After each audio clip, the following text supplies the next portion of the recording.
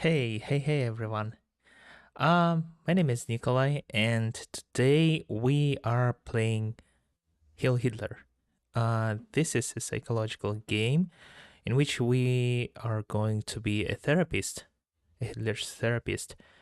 And you already know I'm a furry, so this is going to be interesting. So, let me turn on the music here in game and check the levels. Yeah, I think it should be good now. So, let us begin. If only I can see my mouse cursor. Come on now. Don't do this to me, please.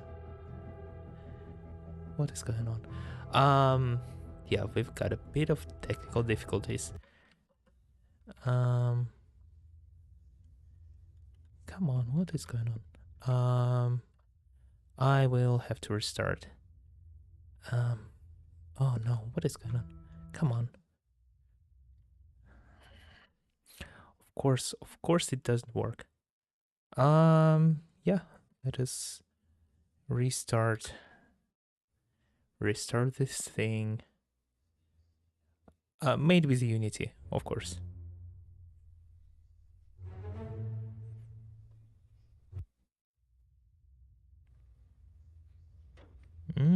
Okay.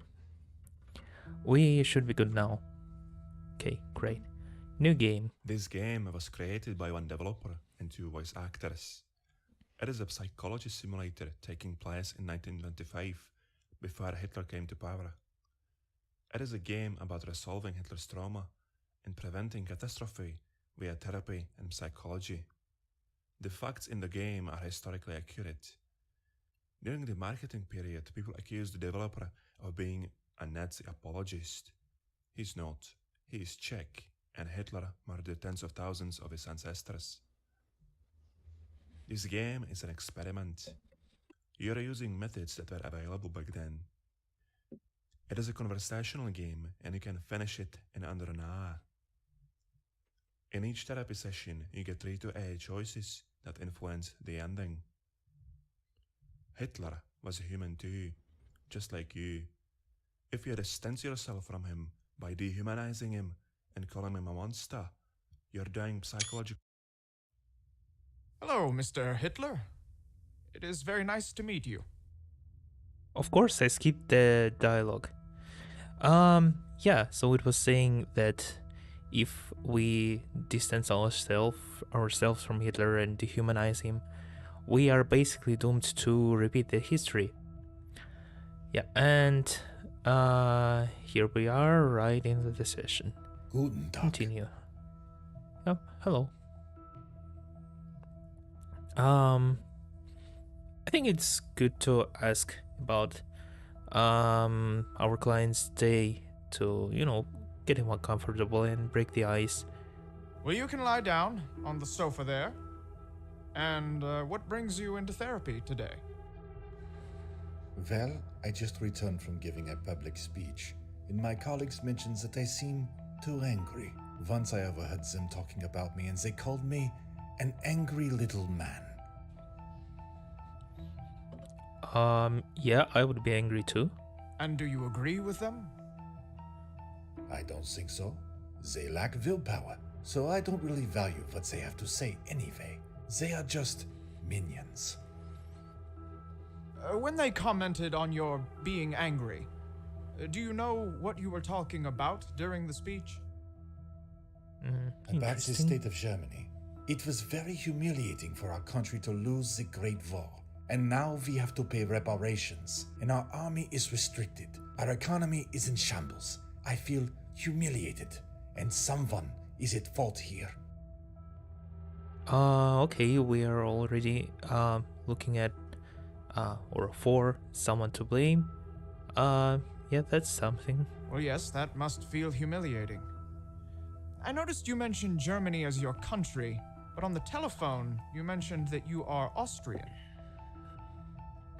I am, but I refuse to fight for Austria-Hungary. I absolutely hate them, but I would do anything for Germany. There is no better nation. Hatred. Why do you feel that Germany is the best nation? It's an idea I got when I was listening to Wagner. I had it for some time, you see, but later I learned it was called Pan-Germanism. I want to unite all the German-speaking people into one nation. We have to get back what is ours. They took it from us in the Great War. It was a horrible loss. And when did you make the decision to fight for Germany instead of Austria-Hungary? It was in my adolescence when I thought of this. My father loved Austria-Hungary. He worked in the Austrian civil service and he wanted me to do the same thing. We fought a lot about that. What a horrible drunk he was. I hated him. But at least he taught me not to trust the authorities. Anyway, I enlisted in the Bavarian army and they accepted me. So I was able to slip in through the cracks without a problem. No one noticed.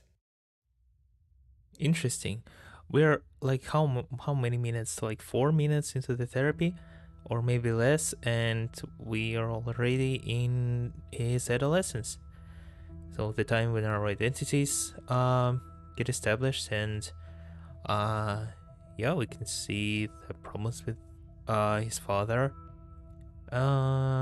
Yeah, quite a bit of a story here.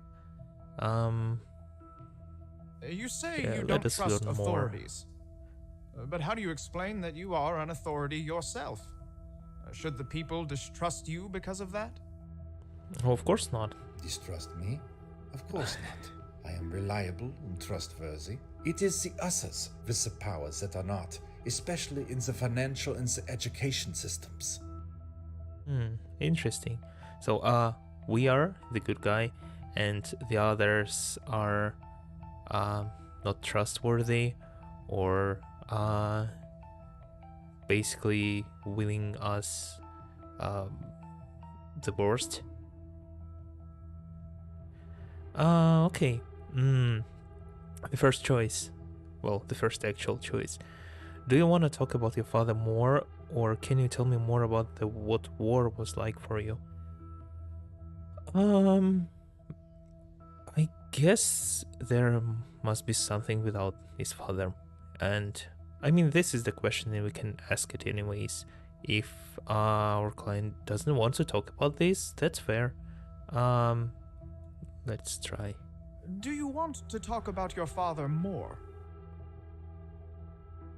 No, I don't even want to think about him right now. Yeah, that's fair. Okay.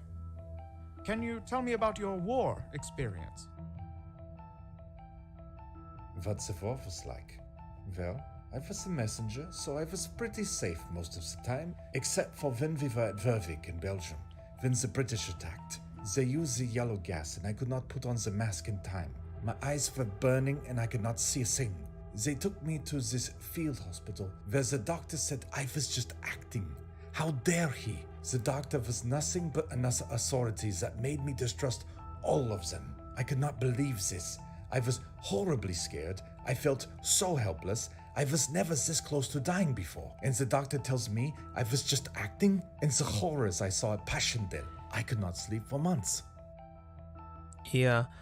I have to give credit to our client here, because these are some quite an impressive self-reflection skills. Yeah.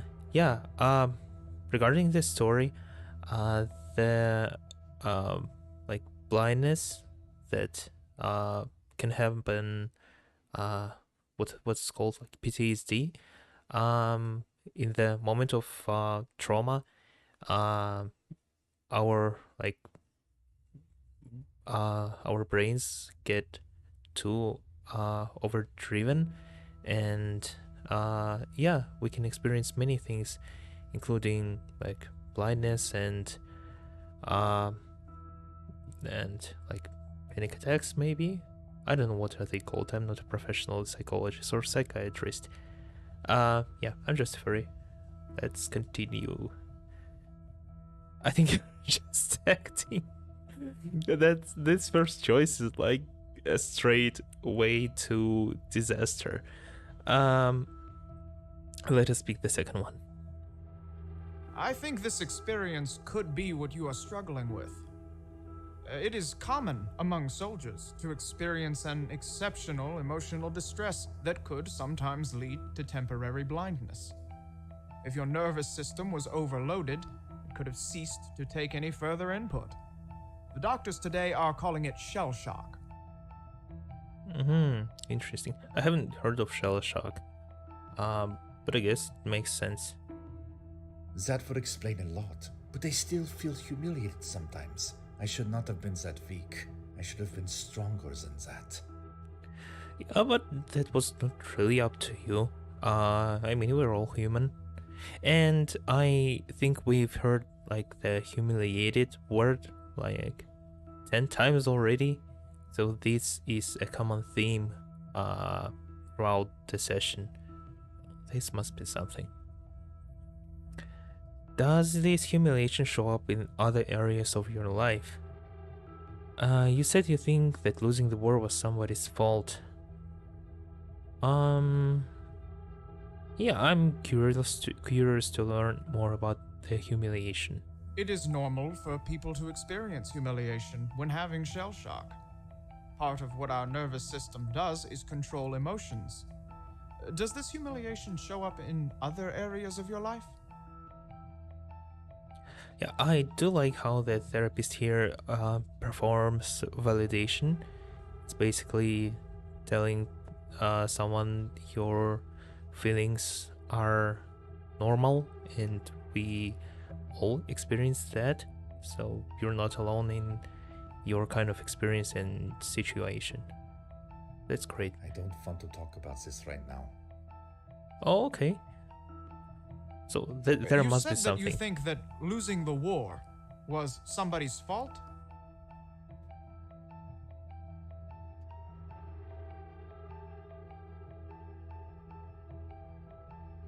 Well, while I was in prison, I had a lot of time to think about this, and I am positive it was the Jews, the Marxists, and the Bolsheviks.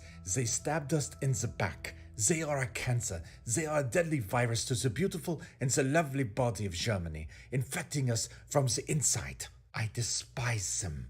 Parasites, they disgust me. I wish I could just eliminate them from the surface of the earth. The Jews are involved with the communists in a conspiracy to take over the world. I think that 3/4 of all the communists are Jews. This combination of Jews and Marxists has already been successful in Russia, and now it threatens the rest of Europe. Quite an emotional piece of monologue. Yeah. Let's continue. You seem very passionate about this. Couldn't But say if I better. recall correctly, you came here because your colleagues described some of your speeches as being very angry. This could be what your colleagues are referring to. I think you need to be patient about establishing your political program. You won't get very far if you alienate the public. After all, they elect you. And for that, they need to trust you and see you as a responsible leader. If you start talking about eliminating Jews, you won't get anywhere. Maybe you didn't choose the ideal approach here. Yeah, that's a very mild way to put it. What do you suggest then? It is not just me that thinks this, I hope you know. The German people also think the Jews are to blame. It has been this way since I became the leader of the Workers' Party. I hear the anti-Semitic remarks everywhere I go. There is like the thing, what it's called. If you are like focusing on something, you start noticing that very thing all over the place or all over around you. Maybe this is the case. You must know how long it took the Prussian generals to prepare for the last war, and that revolutionaries like Mussolini need the will of the people behind them. Slogans, especially ideological ones like anti-Semitism and anti-clericalism, won't bring starving people to the barricades. Why do you and your followers spread hatred toward Jews and papal authority? We can be political opponents, but if you want to lead an entire nation into a better future, we need one another. Bring back the old order of God. How about you write your vision down? It would help you plan for your future. I've already done this while I was in prison. I had plenty of time to write my book, even though I am not so good at the writing. When I am speaking in public, the right word always comes natural to me, but not so much when I am writing. Well, that you are already writing your thoughts down is good. Let's use that to identify your main thoughts and feelings during the day. I want you to keep a daily journal of people and situations that trigger an emotional response in you. Maybe other people are seeing these things you are doing as anger. If we journal this, we can have a better understanding of what they see and what you see. Record your feelings and we will talk about it in the next session. Yeah, journaling is helpful, and I bet we've all heard it like many times that you got a journal to organize your thoughts and process feelings and everything. Yeah, but that's mostly in the context of self-development, I suppose. And here it is a part of the therapy. Yeah, that's good. Very well. I will give this a try. Okay. Yeah, I'm glad you will. You didn't tell me about your prison experience yet. What happened? I was supposed to be executed for my role in the beer hall putsch, but they didn't know I would use the trial as a showcase for my political views. It was free publicity, and I won. I managed to get the sentence down from execution to just 5 years imprisonment, and they let me go after a few months for good behavior. I also read a lot, so it was basically a free education at the state's expense. I read Henry Ford's autobiography, and he made a lot of sense when he talked about the Jews. It is the Jews, after all, who govern the American Stock Exchange, which every year makes the Jews more and more the controlling masters of a nation of 120 million. There is only a single great man, Henry Ford, that still maintains his full independence from them, and they hate him for it.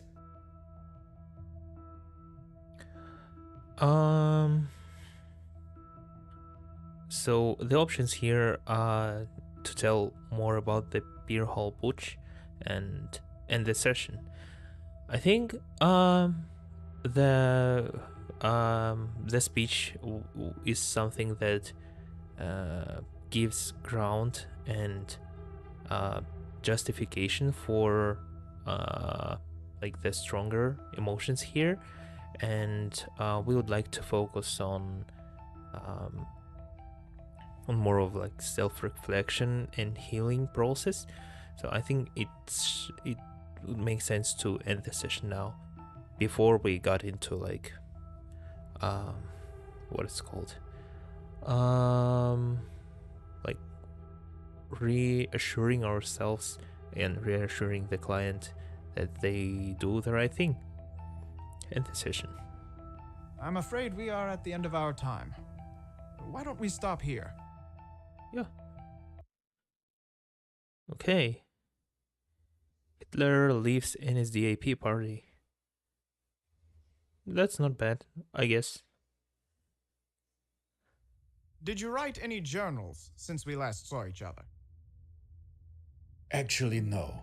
I didn't find time to do this, but I remember one event from the past when I was in emotional stress, and I am sure of the cause. Yeah.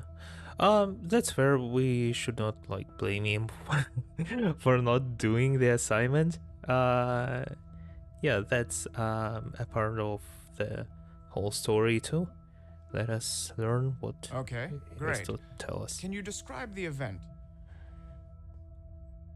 I was on a date with a girl at the cafe. She was around 18 years old, and we were talking about my paintings. You see, I wanted to follow a career as a painter, but they didn't accept me anywhere. So I had to look for other ways to get into the business. And at this cafe, as luck would have it, there was a local gallery owner, this very known guy. Fortunately, I had a few of the paintings in my briefcase, so I had something to show him. But when I showed them to him, he basically told me that my watercolor paintings were not worth anything. This wasn't fair to me. I felt horrible, and I walked away. I tried to talk with the girl about it, but when she tried to comfort me and tell me that my paintings were not so bad, I exploded. My skills were way better than this Jewish gallery owner. He had no idea what he was talking about. I taught myself how to paint when I was 9. And this dumbcoff, who had only the formal education, had the nerve to tell me that my paintings were bad? That's a story. Yeah, so yeah, the paintings. Like the rejection here going on, and yeah, telling paintings are not so bad, or if that were the words, is probably not ideal. Yeah, but yeah, let's continue. Okay, I understand. You already told me that you wanted to get to an art college unsuccessfully, so being a painter is one of your long-sought dreams, and this man denied you the possibility to follow it, am I right? Just a pattern I noticed in the last few sessions we had. You tend to date very young girls, correct? That is a difficult one.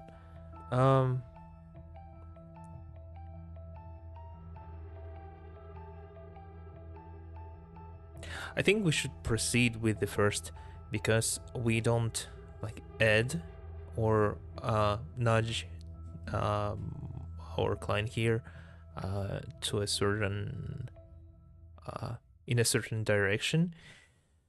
Uh, yeah, and we don't um like uh state anything new. We just reiterate what they just said. I I hope that's the right way to go about it. Yes, he was a verdammt Jew. Can you tell me more about your dream of being a painter? I always wanted to paint. I started to paint when I was around 9 years old. My mother always supported me, but my father hated my artistic orientation. He wanted me to become a customs agent like him, and he did not allow me to go to the art school like I wanted to. This was a source of massive conflict between us. An office job would be like a prison to me, but in the end, it was okay. I learned a lot about National Socialism in the high school, and then a dropout. Mm-hmm. So here we see another parental figure, his mother, and well, obviously his father was against his dreams. Yeah. I wonder if there's something we can find like resource for in the maternal parental figure. Can you tell me more about your high school years? And so your father did not support you?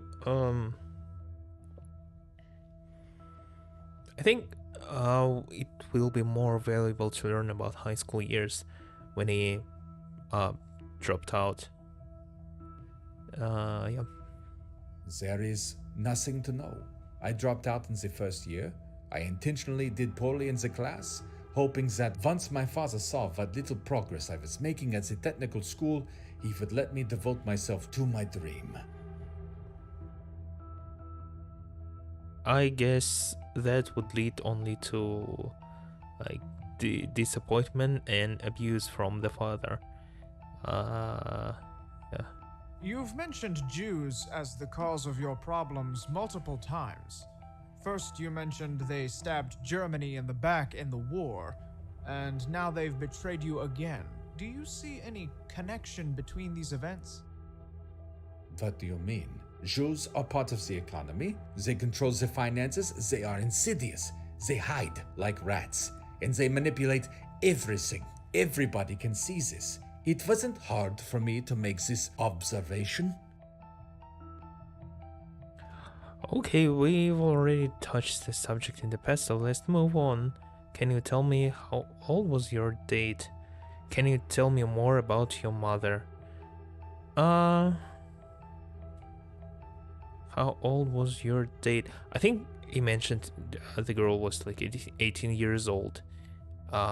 So that's probably like would look like we don't listen. Um, yeah. Let us talk about his mother.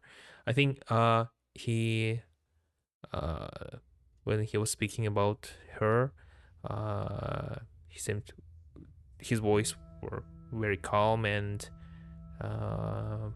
yeah, this is a good change from Jews like rats. Oh, yeah, I really loved my mother. She was the most precious person I've known.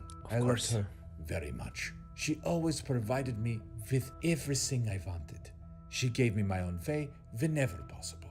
She admired my watercolors and drawings, and she supported my artistic ambitions. Yeah, that's great. You talk so much softer about her than you do about other things. Tell me more about her. When she died, this devastated me. It was a pain I have never experienced before or again. How did she die? It was breast cancer. I was 18 years old at the time. Her doctor was a Czech Jew, Dr. Edward Bloch. Oh, so this is probably where his hatred stems from. So she was someone you loved very much. Do you blame the doctor for her death? What? No. He was a very kind person, although he was a Jew. He treated my mother free of charge because we had no money at the time. Actually, I sent him a postcard and a painting I made as a thank you. He really was a noble Jew. Some time ago, I found that he said about me that he never saw anyone so devastated with the grief as me in all of his years in the profession.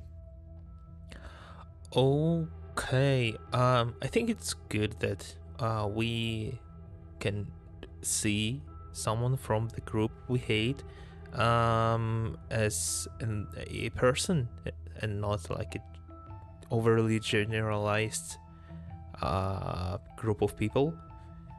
Hopefully we can use this as a stepping stone towards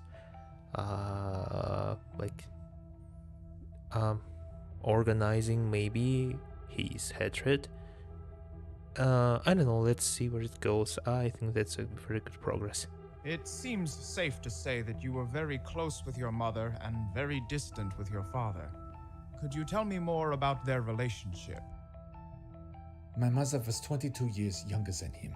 When we moved to the new farm, a big part of the money was taken from her inheritance. She liked to be active and was very joyful. She also understood the economics. She would go to the post office and help slaughter the pigs. My father was away very often, you see. And when he returned home, he was mostly drunk. And he was very dominant, I would say. Mother listened to him. She had no choice. I see.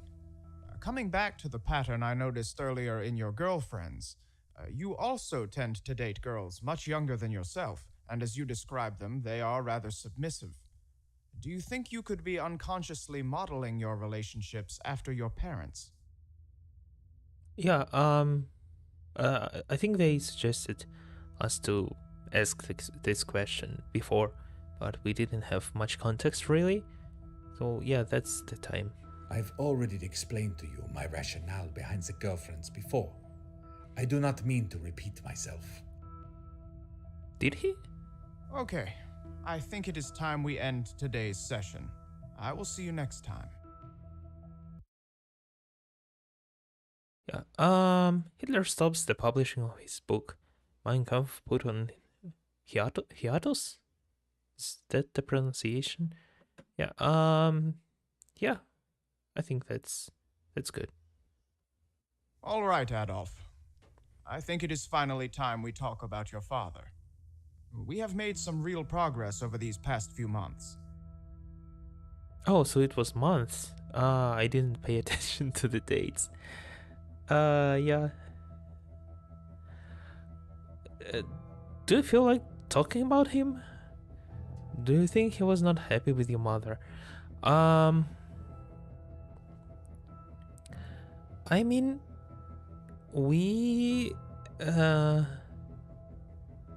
did state that today we are going to talk about his father, but asking if he really wants to talk about him is like a courtesy and like being sensitive, but yeah, what if he just refuses to talk about him?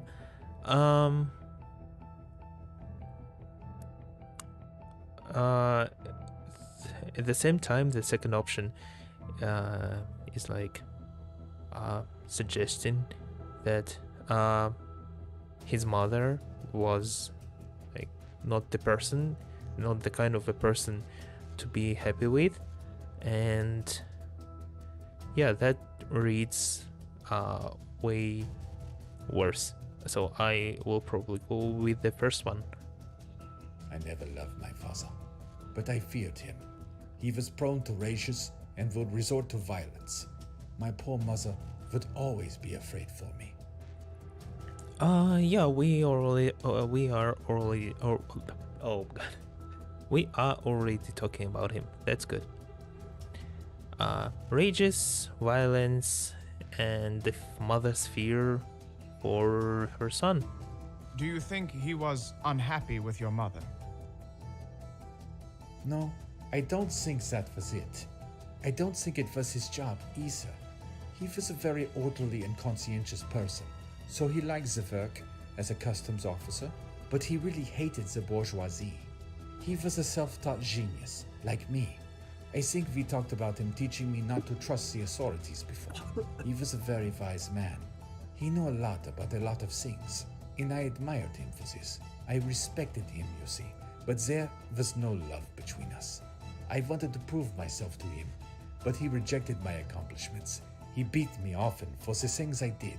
When I read Karl May once, I found that it was a sign of courage to hide one's pain.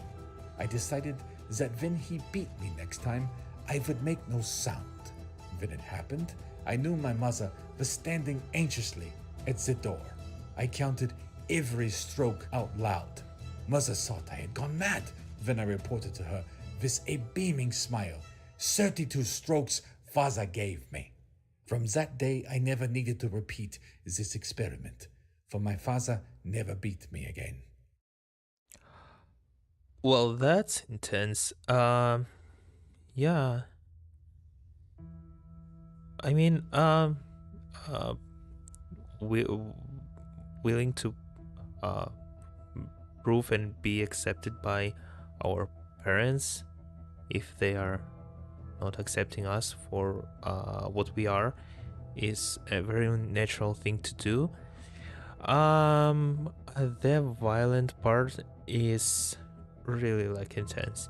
Um, yeah, and I think that is a moment of childhood trauma. Uh, why did you count the strokes out loud? And what was this incident about? Interesting. So he says he counted every stroke out loud. And mother thought he's gone mad.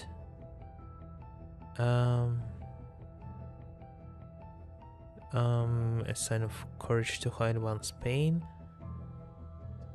Yeah, what was the incident about? I'm inclined to ask the second one. I'm not sure why. It just feels like more, like bringing the emotions down a little bit. This is probably something what we need right now. I don't remember. I think it was a picture I drew. What made you decide to show him? I don't know. I was young and I wanted to cause him to smile. I didn't like him. I hated him, even while I was showing it to him. But I still wanted to be the cause of him smiling. Yeah, that is really sad. So the children are naturally kind of emotionally attached to their parents, I think. And I mean, he hated him, of course, but at the same time, it was like a figure to respect, and at least for being a self-taught genius. Yeah. Let us see what Most there's children more. want to please their parents, Adolf. It's healthy. Yeah, it is. Elsie, I knew what he would do, and I still did it. Are you trying to say this is healthy? Of course. The desire, yes. The decision to show him your sketch, consequences known, probably not. So you showed him your sketch, and after that, Yeah, he beat shit out of us. He took it away from me. You already know what happened next, so there is little point in repeating this known information. Where did he took away the drawing? yes, I do know what happened next. But the point is for you to acknowledge it. You need to say it and process it, even though it is painful. It was not painful, and there is still no pain for me. It is normal for a father to do these things, hit and scream and yell. It is not. Well, maybe at that time, but not at this day. Okay. Thank you for working that out loud. You say that's normal for a father. Yes, Why do I hate him? Okay, so you say it's normal and yet you still hate him. Um, yeah, the second one is the implication that Adolf hates his father for beating him, but there's more to it. So let us pick the first question. I don't know why. I'm sure you do. You just don't realize it yet. It's still around, just swimming under the water, just where you can't see it. You don't feel hate when you think of him hitting you. Then when do you feel hatred towards him? Just when I think of him at all. Him, my father, that causes hate in me. All of it? All of the hate? Yes. How do you handle all of that hate? And what do you do when you feel the hate?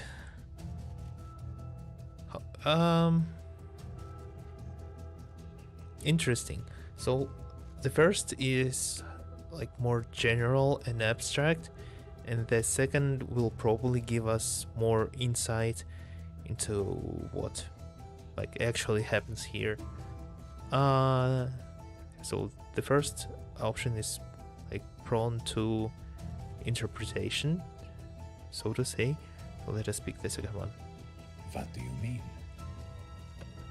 When it comes, bubbles up inside you, what action do you take? I have unimaginable things to do. For Germany, for the human race. What time is there for this anger management? I understand the incomprehensible importance your life has been endowed with, but you are bound to do things when you are angry, regardless of your intent. They happen with or without us. You mention your work, your life, and career. What do you do when you feel angry during your work? My colleagues commented on me being angry. That is why I started coming here. When I become angry, I vocalize this in my speeches. I told you before, I am most frustrated about the Jews controlling the economy. And as I stated on multiple occasions, the final goal of anti-Semitism must be the irrevocable and complete removal of the Jews. I have been saying this since 1919. Haven't you learned anything from me? There is no reason to get aggressive, Adolf. I am your friend. You know I am trying to help you, and I already know what the cause of your anger is. But you weren't ready until now.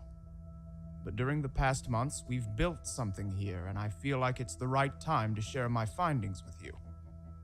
I think you are ready to hear my final diagnosis. Do you want to hear it? Well, let's hear it. Sorry, Jace. I know you want to help me. Okay, tell me the findings. Okay. It is obvious to me that you're equating Jews and Marxists with a disease or a virus for a reason. You said multiple times that you have problems with Jews and Marxists, yes?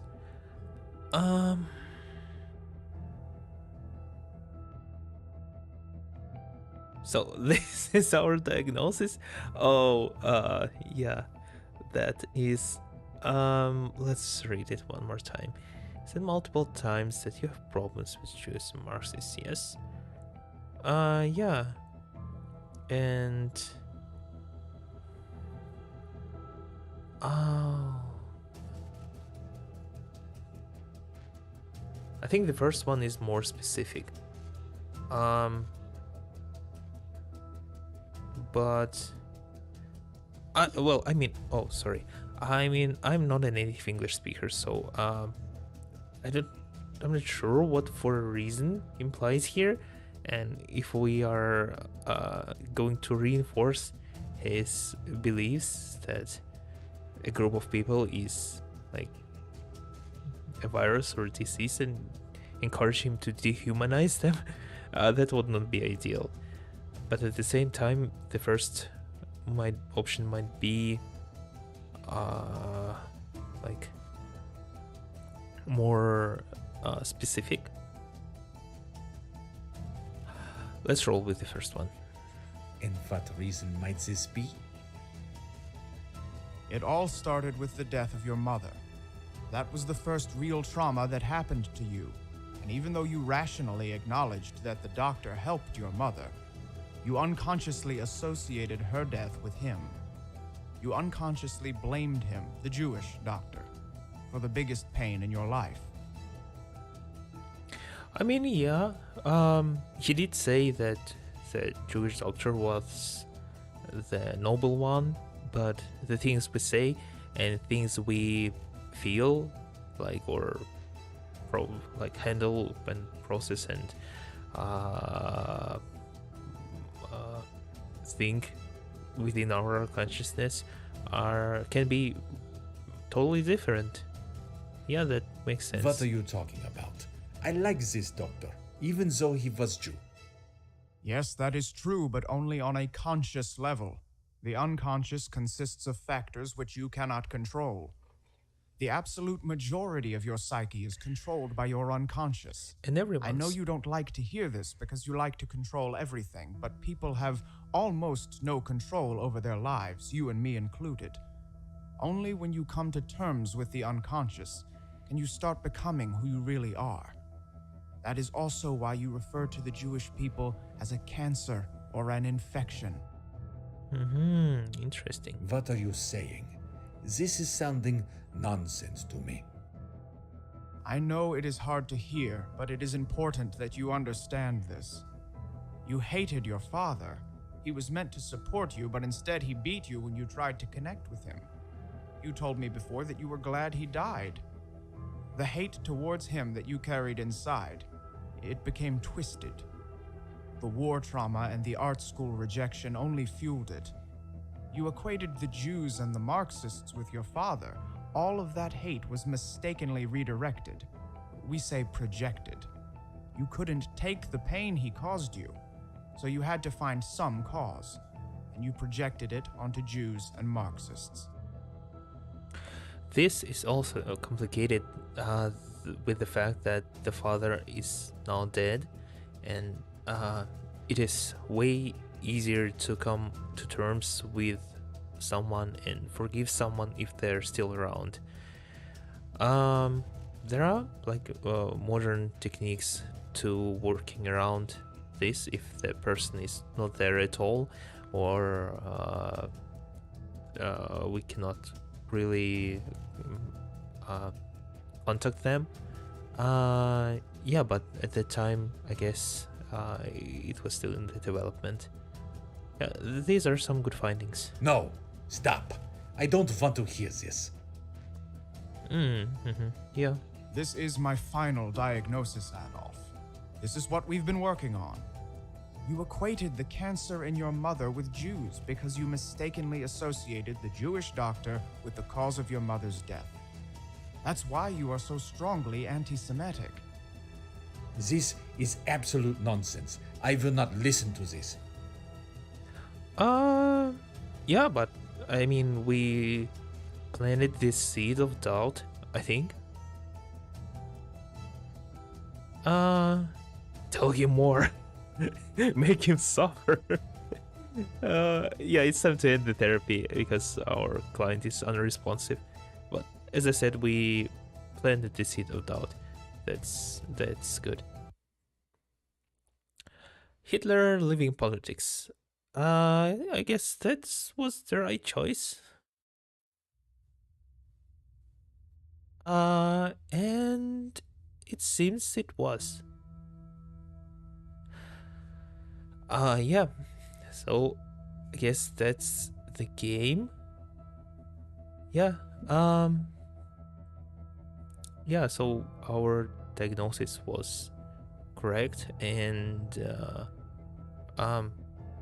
throughout the moments between the sessions, so he stopped publishing his book and left the party, and finally left the politics altogether. So hopefully he realized that the Jews and Marxists had nothing to do with the unfortunate event, yet natural event, and the childhood trauma. So this was an interesting game. um, I think it like teaches us to listen, to be compassionate, and I mean treat other people as human beings. I mean, we have the context that of the terrible things that happened in the past, and go into the gameplay with a bit of prejudice, and yeah, that's fair. And I believe this is makes the lesson even greater here. Yeah. So let us see if there's anything else behind the screen. No, I think that is it. Yep. So yeah. That was quite a short stream. I think I will once the video is processed by YouTube, I will download it. I should have probably started recording on my computer to save a bit of quality, but I will crop out my ass and arms and make this stream recording a bit shorter and upload it to the channel. Yeah, if I'm not too lazy, because I can get lazy, obviously. Yeah, so thank you for tuning in and watching. You take care, and remember, we are all humans. We're not ideal, and be kind to yourself and others, I think. Yeah, so this is it. Thank you, and have a great rest of your day. Bye bye.